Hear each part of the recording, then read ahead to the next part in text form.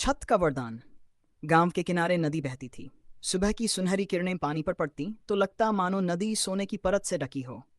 गांव की हलचल में हर घर अपने कामों में लगा रहता, मगर एक घर था जहां रोज कड़क आवाजें गूंजती।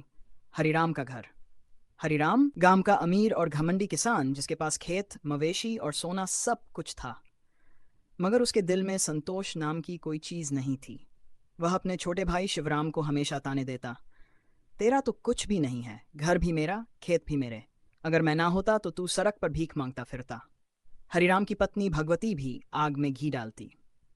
शिवराम की पत्नी राधा हर रोज अपमान सुनती, लेकिन चुपचाप सब सह लेती। शिवराम सहनशील और त्यागी था। उसने यही सोचता, भैया नहीं तो पाला है, उनका हक भी है डांटने का। गरीबी, अपमान और भूख से जूझते हुए भी उसका मन साफ और सरल बना रहा। बारिश और बेघर जीवन। एक दिन जब तेज बारिश आई, हरिराम ने उसे घर से निकाल दिया। रात का अंधेरा, ठंडी हवाएं और मूसलधार बारिश, तीनों ने मिलकर शिवराम, उसकी पत्नी राधा और छोटे बेटे बंसी की परीक्षा ली।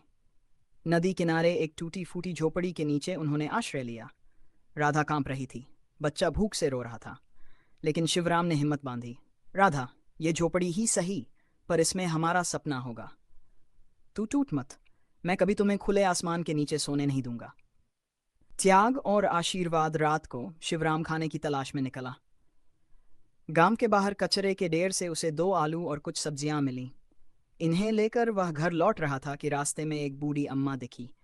भीगते कपड़े, कांपते हाथ और भूख से प्यासा चेहरा देखकर उसका दिल पसीज गया। अम्मा बोली, बेटा, कई दिनों से कुछ नहीं खाया, अब तो यह शरीर जवाब दे रहा है। शिवराम के मन में तूफान उठा।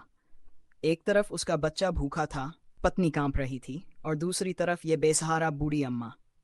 उसने बिना सोचे समझे 2 आलू उनके हाथ में रख दिए। अम्मा की आंखों में आंसू आ गए।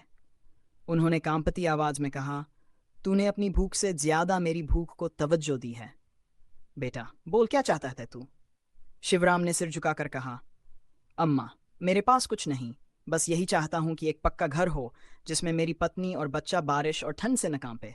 यही मेरा सपना है। अम्मा ने आशीर्वाद दिया, जा बेटा, तेरी यह इच्छा पूरी होगी।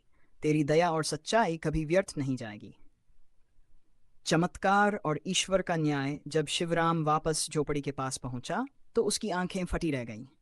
वहां अब टूटी झोपड़ी नहीं, बल्कि लाल ईंटों से बना मजबूत पक्का घर खड़ा था।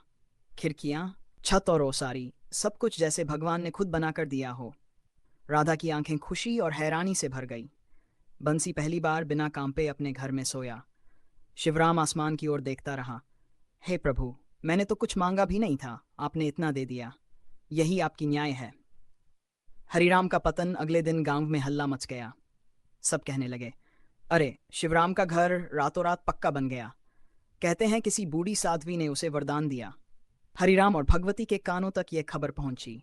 उनका दिल जल उठा। दोनों अम्मा को ढूंढने निकल पड़े। 3 दिन तक भटकते रहे, पर वह कभी नहीं मिली। गांव वालों ने कहा, फरिश्ते केवल दयालु और त्यागी इंसानों के पास आते हैं। लालची और निर्दयी लोग उनके लायक नहीं होते।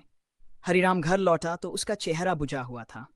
उसे पहली बार एहसास हुआ कि असली दौलत खेत, मवेशी और सोना नहीं, बल्कि संतोष और अपनापन है, जो उसके पास होते हुए भी नहीं था। सीख कहानी हमें सिखाती है कि लालच और घमंड इंसान को खाली कर देते हैं। धैर्य और त्याग ही असली शक्ति है।